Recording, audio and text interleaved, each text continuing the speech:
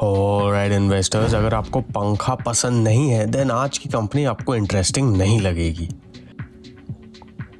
Wonder electrical शुरू हुई थी इन 2003 एंड बेसिकली ये पंखा बनाने का काम करती है। इसकी जर्नी आपकी स्क्रीन पे है, take a moment to go through it. इनके प्रोडक्ट्स में हम जाएंगे लेकिन उसके पहले इनकी प्रोडक्शन फैसिलिटीज देख ले। ये फैसिलिटीज लोकेटेड है इन रुड़की, हरिद्वार एंड हैदराबाद। इनका first plant in Roorkee and इसकी डिटेल्स आपकी स्क्रीन पे है। नेक्स्ट प्लांट है इन हरिद्वार एंड फाइनली इनका हैदराबाद का प्लांट ये है।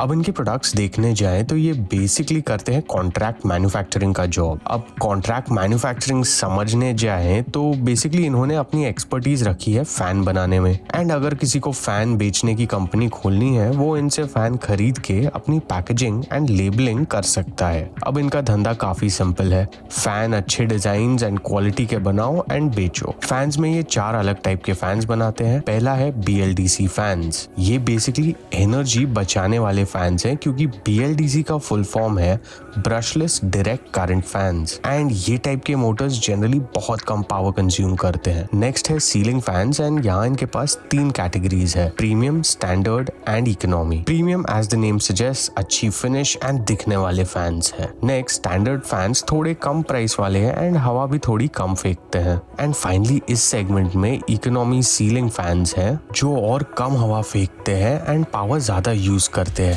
लेकिन इनका प्राइस भी कम है। नेक्स्ट ये एग्जॉस्ट फैंस भी बनाते हैं जो 2 टाइप के हैं, fresh air fans and heavy duty fans. अब आप नाम से समझ जाओगे क्या क्या करता है। नेक्स्ट ये बनाते हैं TPW फैंस, मतलब table, pedestal and wall fans. Apart from this ये अभी अप्लायंसेस जैसे हीटर्स एंड केटल्स की मैन्युफैक्चरिंग में भी जा रहे हैं एंड होपफुली आपको इनके बिजनेस के बारे में थोड़ा आइडिया लग गया होगा। एंड अगर अभी तक लाइक एंड सब्सक्राइब नहीं किया तो वो भी कर देना। इनके ग्रोथ ड्राइवर्स देखने जाए तो सबसे पहले इनका shift from manufacturing to design पे इनका कंसंट्रेशन इनके लिए ग्रोथ ड्राइवर हो सकता है, लेकिन ये इनके लिए उल्टा भी पड़ सकता है अगर इनके डिजाइन्स हिट नहीं हुए तो। नेक्स्ट है इनके प्रोडक्ट्स की डिमांड जो कम होना थोड़ा मुश्किल है क्योंकि एसीज अफोर्ड करना काफी पॉपुलेशन के लिए अभी भी एक लग्जरी है एंड दिन भर एसी चला के उसका बिल भरना भी फीजिबल नहीं है, तो फैन तो चाहिए ही। आप लोअर इनकम से हो या हाई इनकम से, इंडियन घर में आपको फैन तो मिलेगा। Product diversification and better use of technology भी इनके लिए ग्रोथ ड्राइवर हो सकता है। इनके चैलेंजेस देखने जाएं तो इस इंडस्ट्री में इन्हें काफी कंपटीशन का सामना करना पड़ता है, both from organised and unorganised players, जिसकी वजह से प्राइस पे इनका कंट्रोल नहीं है जो इनके मार्जिन में भी रिफ्लेक्ट हो रहा है, जो हम देखेंगे कुछ टाइम में। कस्टमर कंसंट्रेशन भी इनके लिए एक चैलेंज हो सकता है क्योंकि ये लिमिटेड कस्टमर्स के लिए मैन्युफैक्चरिंग करते हैं एंड एक कस्टमर का लॉस इनके टॉप लाइन पे जोर डाल सकता है। Apart from that investor perspective से ये थोड़ा रिस्की है क्योंकि ये एक लो फ्लोट स्टॉक है। Here is a look at the management for you to go through.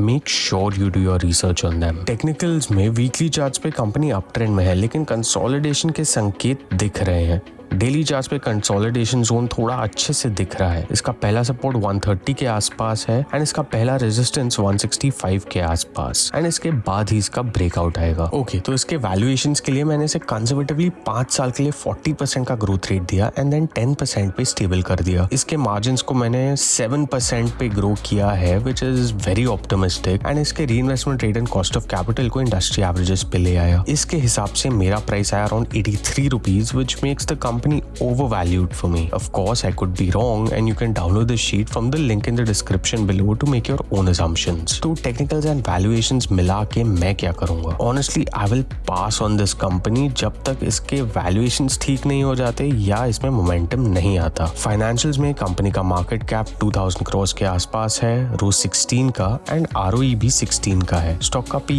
173 के आसपास चल रहा है। P&L पे कंपनी के sales year on year increase हो रहे हैं। कंपनी के मार्जिन्स लो है एंड ये रेड फ्लैग की चर्चा हमने पहले भी की कि ऐसा क्यों हो रहा है। कंपनी का नेट प्रॉफिट भी अच्छा है। बैलेंस शीट पे कंपनी के रिजर्व्स इंक्रीज हो रहे हैं, बोरोइंग्स थोड़ी कम हुई है एंड कंपनी के फिक्स्ड एसेट्स इंक्रीज हो रहे हैं। कैश फ्लोज में कंपनी के ऑपरेटिंग कैश फ्लोज थोड़े वेरिएबल है। कंपनी धंधे में इन्वेस्ट कर रही है एंड डेट मैनेजमेंट भी कर रही है। रेशियोज में डेटर डेज अराउंड 5 महीने के हैं। इन्वेंट्री डेज बड़े हैं, मतलब कंपनी को इन्वेंट्री बेचने में थोड़ी दिक्कत हो रही है। कंपनी के डेज डेज पेएबल अराउंड 5 महीने के हैं एंड इसका कैश कन्वर्जन साइकिल अराउंड 1 महीने का। कंपनी के वर्किंग कैपिटल डेज बढ़े हैं एंड रोज डिक्लाइन होता हुआ मुझे दिख रहा है। शेयर होल्डिंग पैटर्न में प्रमोटर्स का स्टेक कांस्टेंट है। FIS ने अपना स्टेक हल्का बेचा है पब्लिक को। If you like this video you should check out this video next, and if you want to support the channel, become a member. I will see you in the next one.